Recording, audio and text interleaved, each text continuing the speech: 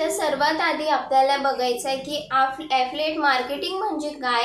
तर तुम्हाला मी सोप्या भाषेत सांगायचं म्हटलं तर एखादा आपला प्रोडक्ट असतो, एखाद्या वेबसाईटचा प्रोडक्ट असतो, तो प्रोडक्ट किंवा त्या प्रोडक्टची लिंक आपण आपल्या डिस्क्रिप्शनला जोडली, यूट्यूबच्या असो किंवा इंस्टाग्रामच्या बायोला असो, तिथे आपली लिंक आपण जोडली आणि त्या लिंकवर कुठल्या कस्टमरनी प्रोडक्ट घेतला आपल्या टाकलेल्या लिंकवरून, तर आपल्याला ब्रँड काय करते, त्या प्रोडक्टचा काही टक्का कमिशन हे आपल्याला देते आणि याच्याद्वारे आपण ॲफिलिएट मार्केटिंगमध्ये इन्कम हे कमवू शकतो कमिशनद्वारे।